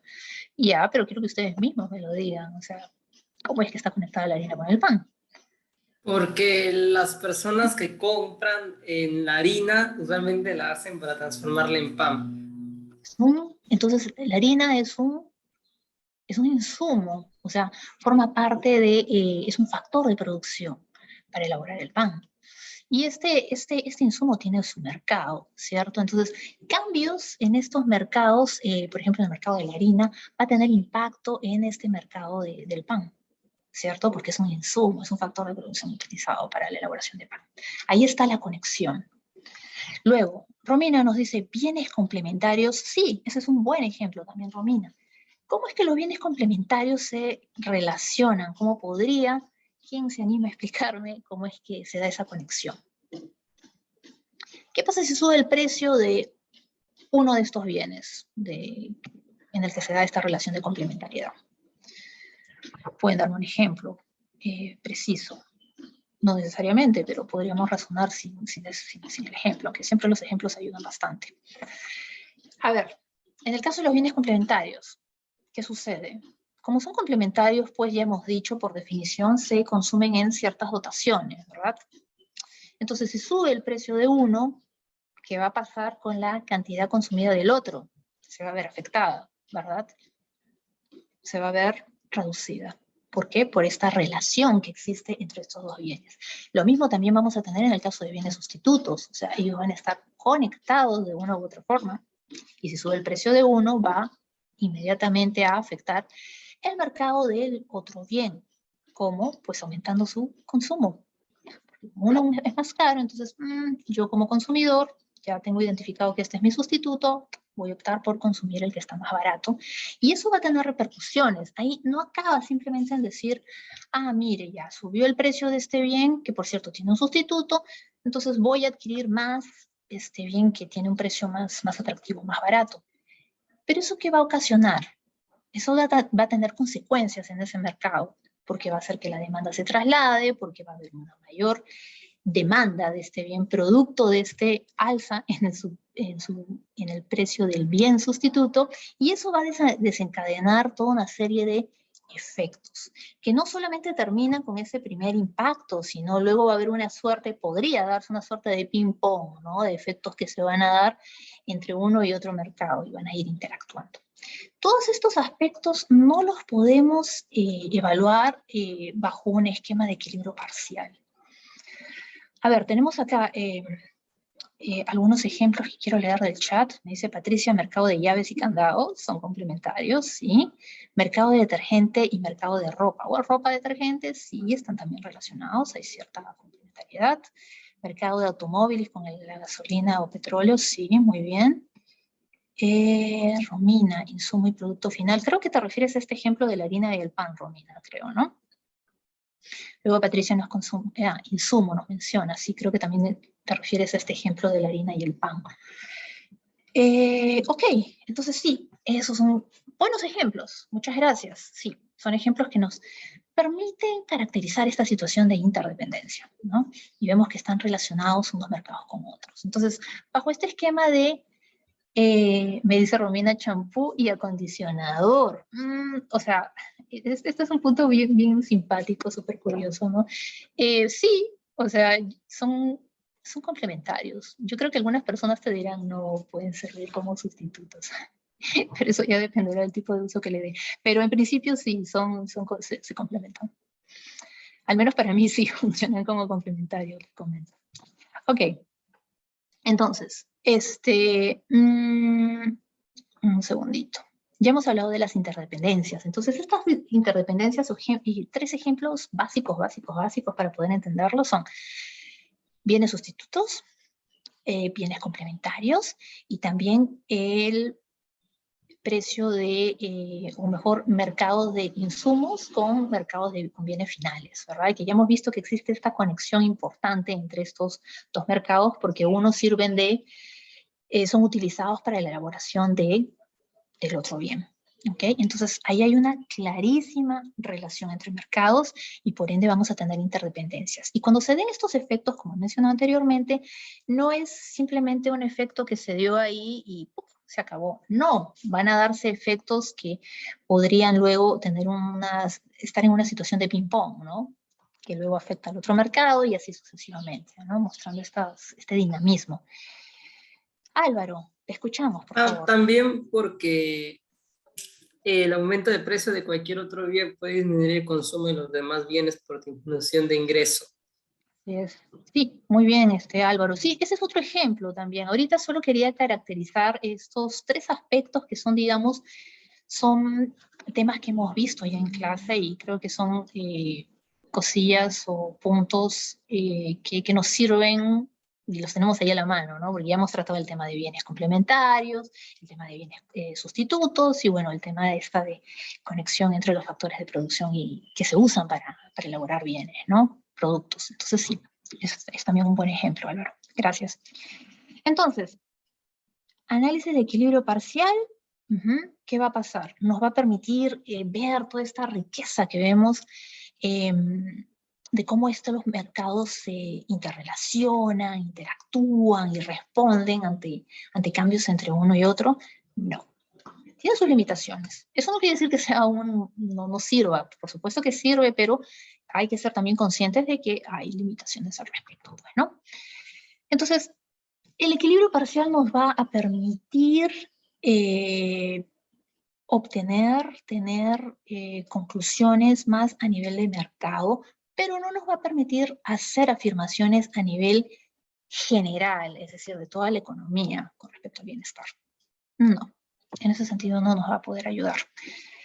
Entonces, para ello vamos a requerir de una herramienta que permita analizar el funcionamiento de todos los mercados de una economía de manera simultánea, porque no es que, a ver, si se da un cambio, es un cambio que es dentro de un mercado, si se da un cambio, este cambio podría rápidamente comunicarse hacia otros, conectarse hacia otros mercados y ahí van a darse esos cambios de manera simultánea, por todas estas conexiones que existen de diversa índole, ¿no? Entonces, si buscamos determinar que si la economía funciona eficientemente, debemos observar el conjunto, es decir, tener todos los mercados a la mano, identificados a la mano, que participan en esta economía en particular, y cómo los ajustes de un mercado afectan a otros mercados que podrían estar relacionados de manera directa o indirecta, ¿no? No siempre va a ser tan obvio ese vínculo, ¿no? Podemos pensar ahorita de manera express, ¿no? Sí, bienes complementarios, bienes sustitutos, nos queda clarísimo la conexión, pero podrían existir otras conexiones que están detrás y que no son tan obvias, ¿ok? No siempre van a ser tan obvias. Entonces, los modelos de equilibrio general nos van a permitir analizar estas cuestiones que el análisis parcial no podría responder. Entonces, estos modelos determinan precios y cantidades en todos los mercados de una determinada economía, o incluso también a nivel regional también podría aplicarse este análisis de equilibrio general, o a nivel global también, cuando son modelos mucho más amplios, más grandes, e incluyen regiones del mundo. van a considerar estos efectos de retroalimentación que ya los hemos estado conversando al respecto. ¿Y qué quiere decir un efecto de retroalimentación? Bueno, no es más que el ajuste del precio de la cantidad de un mercado provocado por los ajustes de precios de la cantidad de mercados relacionados con este. O sea, es decir, cómo es que reacciona este mercado ante cambios en otros mercados que están conectados y luego cómo se da esa respuesta de este mercado y cómo afecta a los otros mercados que están obviamente conectados a él. O no tan obviamente, como hemos dicho, pueden haber relaciones ahí que no son tan evidentes para nosotros. Ejemplos, ya hemos planteado ejemplos al respecto. Entonces hemos dicho que cuando los mercados son interdependientes, los precios de todos los productos se van a determinar simultáneamente. Entonces, en este caso no voy a profundizar, pero acá la idea de eficiencia económica va a ser distinta. Anteriormente hemos visto que un mercado competitivo es económicamente eficiente porque maximiza el excedente agregado del consumidor y del productor. En este caso el concepto va a ser distinto. No me voy a explayar acá porque, bueno, acá también podría desarrollar más puntos relacionados con la equidad y cosas que son súper interesantes, pero que son un poco más complejas y que requieren más discusión. Entonces, solamente tengan ahí como un post-it que el asunto de la eficiencia económica se aborda de una forma distinta. Hay matices, ¿ya? Hay ciertos matices. A partir de estas diapositivas empiezo a desarrollar la parte de la eficiencia en el intercambio. No voy a profundizar en esta parte ni tampoco en la eficiencia de la producción porque es entrar en demasiados detalles. Y voy a ver, es que hay acá, un segundo. Lo voy a dejar hasta acá, simplemente como una introducción para que tengan una idea de este panorama entre el análisis del equilibrio parcial versus el análisis del equilibrio general. Y más bien voy a saltarme todas estas diapositivas de acá que son una barbaridad, un montón. Y nos vamos a ir a analizar los fallos de mercado, que allí sí me gustaría detenerme un poco, conversar con ustedes, que razonemos juntos y conversemos ejemplos, ¿no? Wow, es un montón esta. Qué bárbaro. De la diapositiva 52 es un montón. Ok, entonces vamos a saltar a el punto 5 sobre fallos de mercado y vamos a conversar, quiero dedicarlos unos 10 minutos a conversar al respecto. A ver, ¿qué es un fallo de mercado y por qué es importante? Es una situación que, vamos a compartir la pantalla. Fallo de mercado es una situación que afecta el funcionamiento de los mercados. Fíjense, hasta ahora nosotros hemos estado trabajando en una situación de competencia perfecta, ¿no? Tenemos ciertos supuestos al respecto, tenemos nuestros productores que son precios aceptantes y demás, ¿verdad? Pero en la realidad muchas veces esta condición, este supuesto de competencia perfecta no se va a cumplir, ¿ok? La realidad no siempre es tan bella como la teoría, ¿m? Es así. Entonces, en la realidad vamos a poder ver situaciones en las que se van a experimentar fallos de mercado. Y son situaciones que afectan el funcionamiento de los mercados competitivos. Y se produce cuando el mercado no es capaz de asignar eficientemente los recursos disponibles. Entonces, en ese sentido, y en esta oportunidad vamos a analizar 4 casos de fallos de mercado en los mercados competitivos. Y acá se los enumero rápidamente.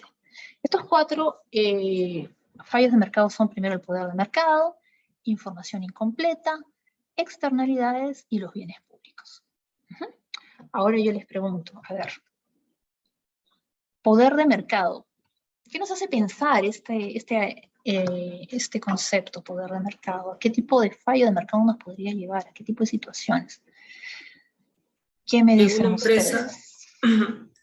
Que una empresa puede subir el precio sin necesidad de... Es decir, por ejemplo, un oligopolio puede subir el precio de su producto fuera del equilibrio de mercado. O, por ejemplo, productos muy elásticos, como por ejemplo la medicina, los precios de los medicamentos pueden subir de forma dramática sin que necesariamente se vea afectada la demanda. Entonces, hay gente pues, que se ve muy afectada la demanda. Es una falla de mercado, pues hay gente que se queda sin poder comprar medicamentos y los compra excesivamente caros, ya que es un bien de vida. Es debido a muy muerte. importante, hay una demanda inelástica ahí, ¿no? Porque pase lo que pase, igual lo voy a consumir. Sí, a ver, gracias Álvaro. Fíjense, acá por interno me escriben monopolios, oligopolio, me dicen varios ustedes. Patricia, Romina, Dalia, ¿quién más está por acá participando? Ya.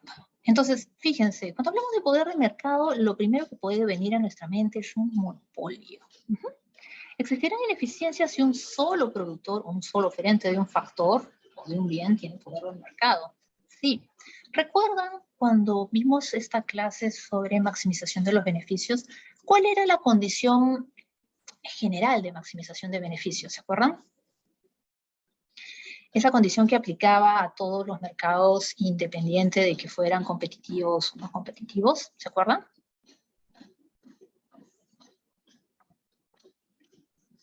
A ver, Patricia, esa es la condición. ¿Quién más me comenta al respecto? ¿Qué otra ¿cuál es la condición? Esperaría que me comenten, que me escriban por el chat. ¿Cuál es esta condición? Esto es básico, chicos, porque esto es, o sea, es parte del examen. A ver, entrenamiento. ¿Cuál es la condición de maximización? A ver, Romina me dice, ¿cuál era la pregunta? Condición de maximización. Independiente de la naturaleza del mercado, sea competitivo o no. Maximización de los beneficios. ¿Cuál es la condición?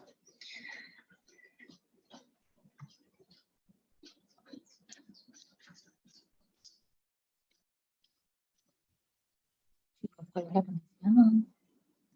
A ver, Lucas, lo que tú me estás diciendo es correcto, pero ojo, hay un matiz, hay un matiz. Esa condición que tú me estás escribiendo, que no voy a decir todavía cuál es una condición, y también Carla me lo está escribiendo, ya, esa condición, Romina también me lo está poniendo, es correcta, pero solo aplica para el caso de competencia perfecta. El caso general, ¿cuál es el caso general de maximización de beneficios?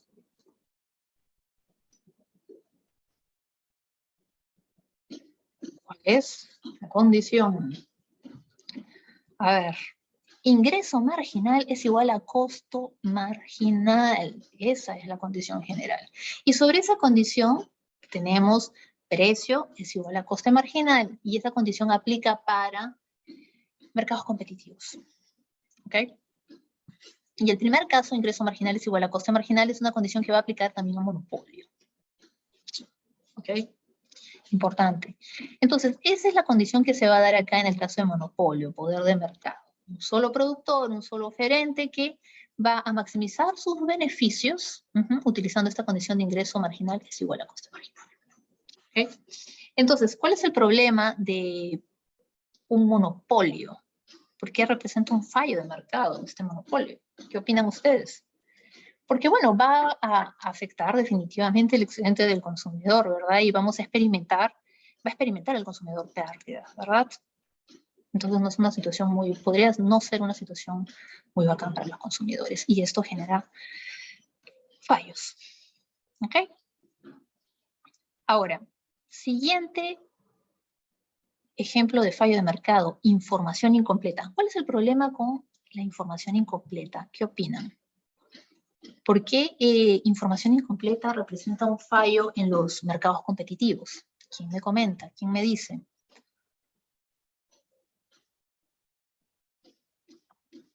¿Qué piensan? ¿Por qué representaría un problema?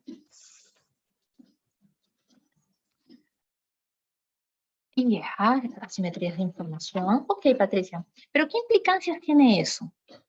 ¿Qué implicancias podrían tener esta situación de información incompleta?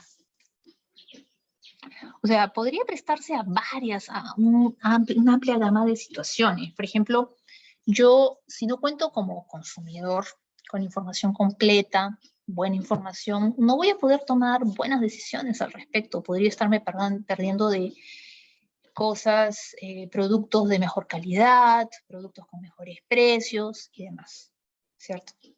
Eso por el lado del consumidor. Ahora, yo como productor podría darme cuenta de eso y decir, estos consumidores no están bien informados, podría yo como productor tomar ventaja de esa situación? Por supuesto. Y si decido tomar ventaja de esa situación, se va a dar esta situación de fallo de mercado. ¿Ok? Entonces, sí, información incompleta puede tener problemas y ocasionar pérdidas en la eficiencia, por supuesto que sí. Entonces, un poquito repasando. Si los consumidores no cuentan con información precisa sobre los precios del mercado o la calidad de los productos, el sistema de mercado no funcionará eficientemente y podría no estar tomando buenas decisiones al respecto. Es cuando, por ejemplo, nos venden un producto que me dicen, vas a adelgazar y vas a estar fit para el verano, cuando en realidad ni siquiera me he tomado el trabajo de mirar los ingredientes, pero me dejo llevar por la publicidad. ¿Eso podría traerme problemas? Sí, incluso problemas de salud. No sabemos que los componentes de este producto al final podrían traernos serias consecuencias. Entonces, sí, la falta de información, la información incompleta podría llevar a este tipo de situaciones. Y por ello representa una falla de mercado. Siguiente situación, externalidades. A ver si es que alguno de ustedes ha escuchado este término, externalidad, que tanto podría ser positiva o negativa. ¿Quién me dice que es una externalidad? Álvaro, te escuchamos. Es cuando el funcionamiento de un mercado afecta a otros mercados o personas. Por ejemplo, el funcionamiento de una mina no regulada podría afectar los cultivos de un grupo de personas. Ok, correcto. Muy bien, Álvaro, gracias. Sí, es decir, las actividades puede ser, por ejemplo, una firma o varias firmas, podrían tener efectos nocivos, negativos a nivel local. Claros ejemplos de esto son, por ejemplo, una mina que esté realizando actividades, pero que no se está tomando el trabajo de hacer un adecuado desecho de sus productos. O considerando otros aspectos, ¿no? Contaminación del aire y demás. Todas esas cosas forman parte del mundo de las externalidades. Y una forma de resolver esto, y eso lo van a ver en facultad, es internalizando de varias formas estas externalidades. Un ejemplo clásico, los ejemplos clásicos están representados por la contaminación. ¿No? Estoy realizando una actividad que está afectando a otras partes y no lo estoy considerando dentro de mi estructura de costos. Cuando considere todo este daño que estoy ocasionando dentro de mi estructura de costos, ahí yo estaría internalizando y es una forma de resolver este tema. Lucas menciona cambio climático. Wow, sí, es una externalidad complejísima, súper compleja, pero podría entrar dentro de esa categoría, claro que sí. Patricia dice, cuando en el precio nos incluyen los efectos que se producen en el bienestar, la venta de cigarros. Ahí sí, hay matices también, ¿no? Pero sí podríamos considerar ello. Luego, segundo, Romina, las consecuencias para un tercero de la actividad dentro de un mercado, sí. Así es. Y la contaminación es una, tiene consecuencias sobre otras partes que podrían ser positivas o negativas. Estos ejemplos relacionados con la contaminación, ya sea de minas, no sé, la contaminación incluso del parque automotor, etcétera, todo eso genera efectos negativos en el entorno, ¿verdad? Pueden afectar la salud humana, la salud mental también, tanto estrés, tanto el smog, todo eso genera externalidades negativas. Ahora yo les pregunto, ¿y qué me pueden decir de las externalidades positivas? Porque también existen, no solamente hay cosas malas, también podríamos beneficiarnos de cosas buenas. ¿Quién me da un ejemplo de externalidad positiva? Romina, por favor, te escuchamos. Por ejemplo, hay lugares en los que, cuando se construye, por ejemplo, un mall en un lugar que no era como que tan bien visto, por así decirlo, eso como que impulsa a los demás a mejorar por ejemplo, no sé, mejorar parques, mejorar edificios y todo eso. Este es un buen ejemplo, Romina, sí. Eso podría incentivar a de varias formas, es súper complejo también, ¿no? Este ejemplo del mall, porque podría causar muchos efectos de diversa índole, ¿no? Por ejemplo, trayendo otras actividades que también podrían ayudar a las personas a nivel local a mejorar sus ingresos, ¿no? Entonces, sí, definitivamente ello genera externalidades. Ok, entonces, acá tenemos temas más complejos, me dicen las universidades, ya, no me quiero expandir hablando de temas un poco más difíciles más complejos de analizar, pero quiero enfocarme con estos ejemplos sencillos para que se pueda entender el concepto de externalidad o el concepto que está detrás de un fallo de mercado, ¿no? Entonces, ¿qué pasa en el caso de las externalidades después de todos estos ejemplos que hemos comentado? Es una situación que se da cuando los precios de mercado no reflejan las actividades de los consumidores o de los productores. Por ejemplo, esta situación de yo estar contaminando, imagínate que es una supermina, no se va a ver reflejado en el precio de mercado. Y ya hemos mencionado todos estos ejemplos. Y bueno, que tenemos tanto externalidades positivas como externalidades negativas, porque no todo es malo en esta vida con las externalidades. Podemos tener cosas muy buenas también. Y luego, para cerrar, bienes públicos. ¿Quién me dice qué pasa en el caso de los bienes públicos? ¿Qué es un bien público? ¿Quién me comenta? Álvaro, ¿quieres participar? Te escuchamos, Álvaro. Por favor. Pues son esos tipos de bienes que se usan, por ejemplo, que todo el mundo puede usar, no hay restricciones de uso, como por ejemplo una carretera, la iluminación pública, entre otros el parque, pero si tú no obligas a que la gente pague por esos bienes, mediante por ejemplo impuestos, nadie va a pagar por ellos y no van a funcionar. Ahí tenemos un asunto justo muy interesante e importante, gracias Álvaro, que justo Álvaro acaba de mencionar y no podemos excluir, ¿verdad? Entonces tenemos acá un tema, ¿no? De cómo hacemos.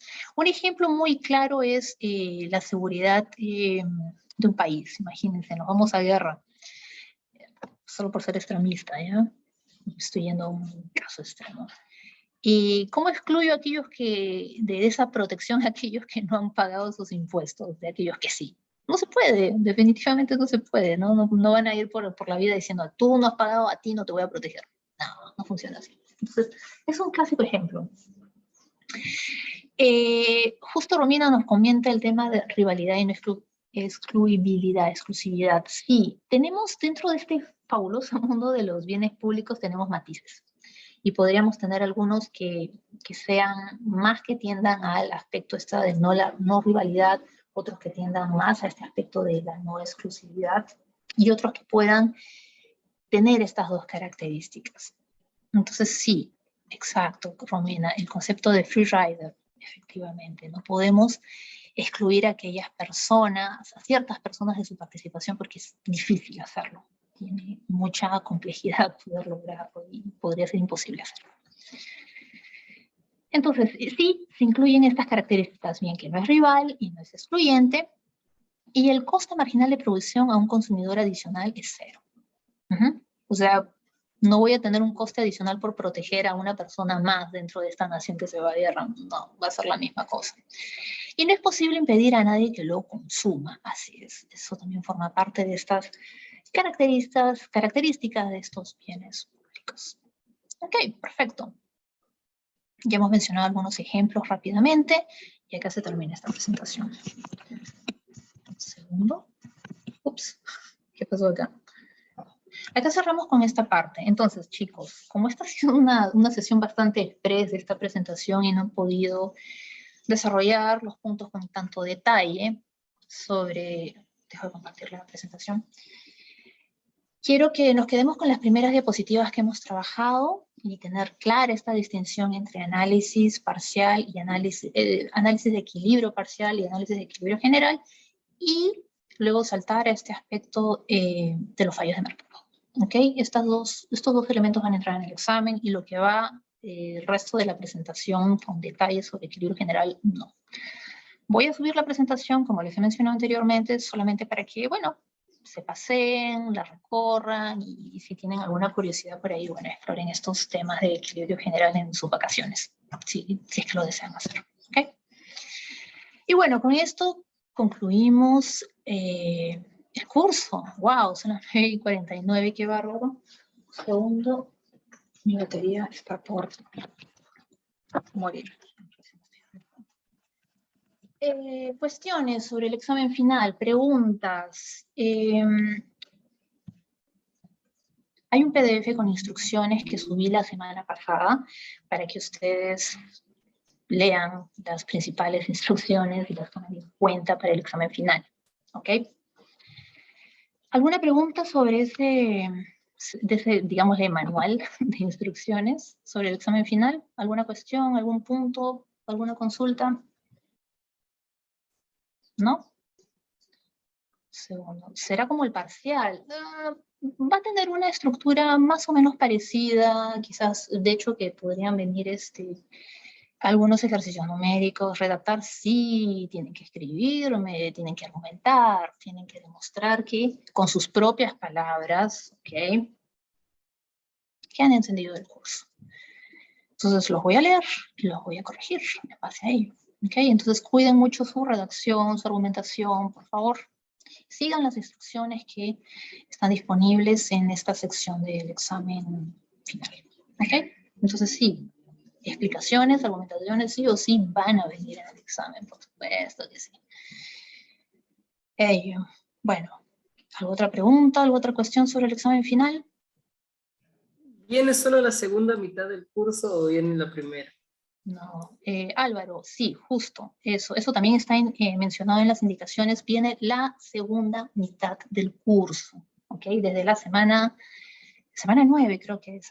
Semana 9 hasta hasta hoy día es la semana 15, creo, ¿no? Entonces, toda esa segunda mitad viene incluida en el examen final, ¿ok?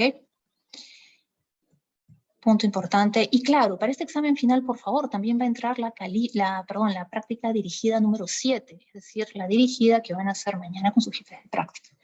Esa práctica sí o sí va a venir en el examen. ¿Ok? Así que mucha atención, practiquen, ¿no? Entrénense con esos temas, porque sí o sí va a venir.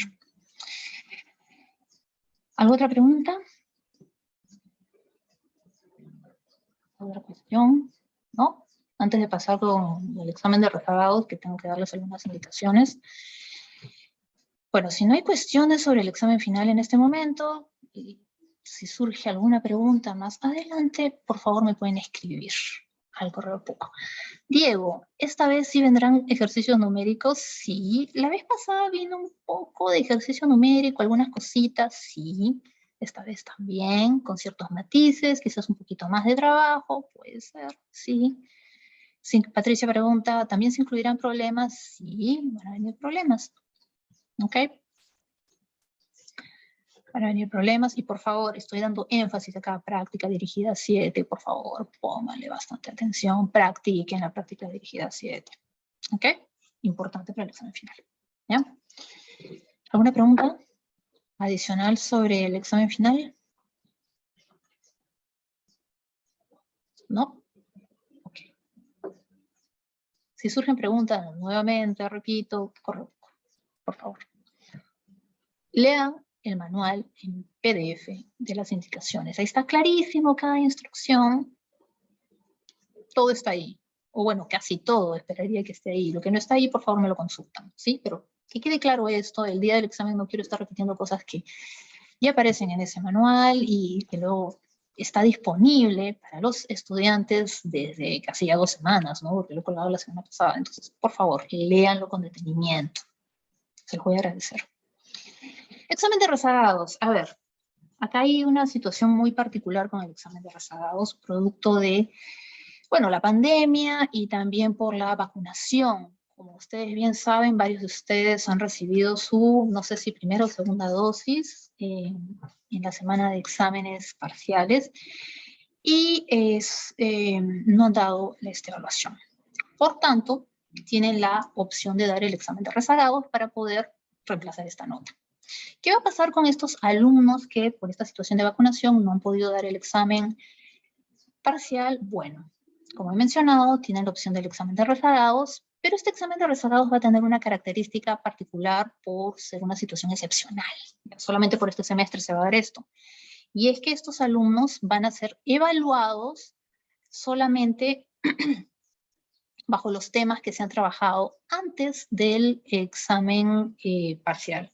Es decir, desde la semana 1 hasta la semana 8. ¿Ok? Mientras que aquellos alumnos que no den el examen final y vayan a dar el examen de rezagados, estos alumnos van a ser evaluados desde la semana 1 hasta la semana 15. Les estoy comentando esto en esta clase sincrónica para que quede clarísimo esta distinción. Son dos exámenes que van a ser diferentes, pero que se van a tomar al mismo tiempo. ¿Ok? Entonces tenemos el primer grupo rezagado, llamémosle rezagado P, que son aquellas personas a las que se les va a tomar un examen de rezagados, evaluándose solamente la parte desde la semana 1 hasta la semana 8.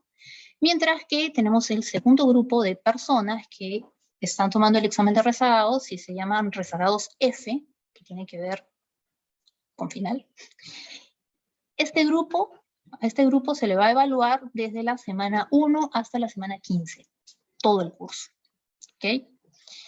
Ahora, si es que por ahí alguno de ustedes no dio el examen parcial y además no da el examen final, cuando se vayan a dar el examen de rezagados, pierden la posibilidad de tener este examen especial para estas personas que no pudieron dar el examen parcial.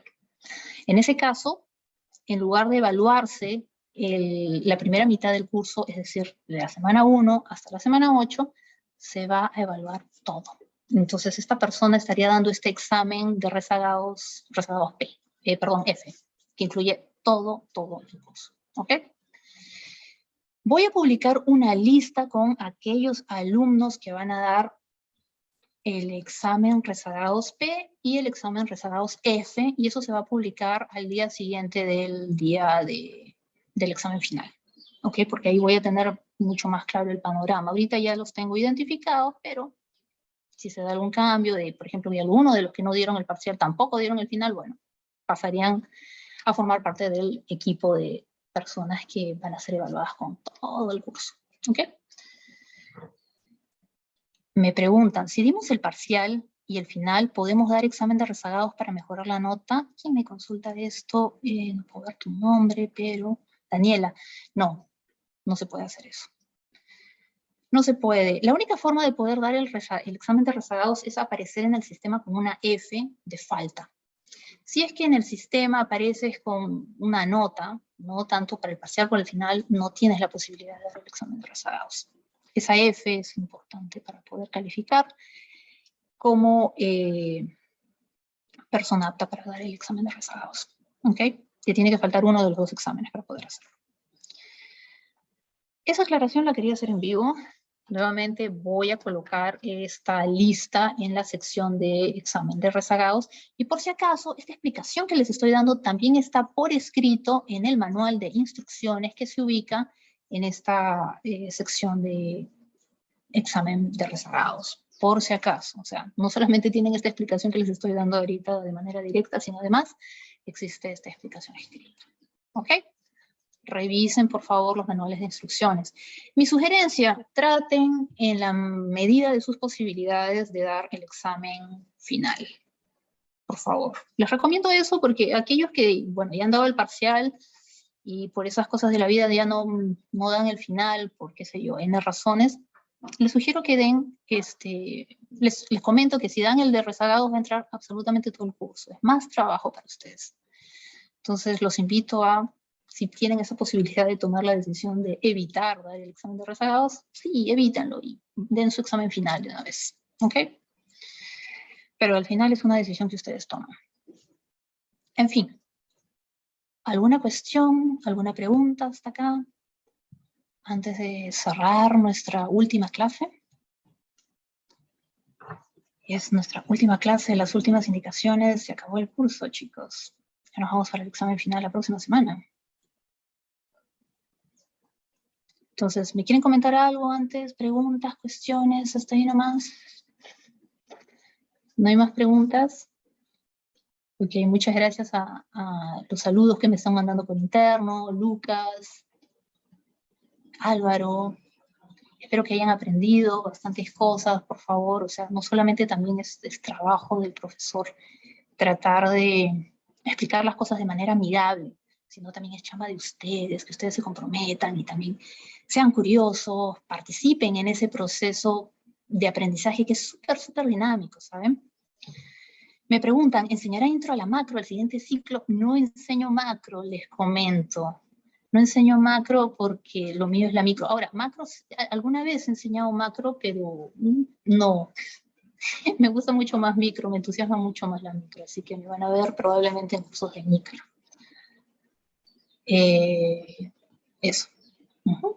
Y de hecho lo mío también es ver temas de economía aplicada, economía ambiental, economía de los recursos naturales, cambio climático.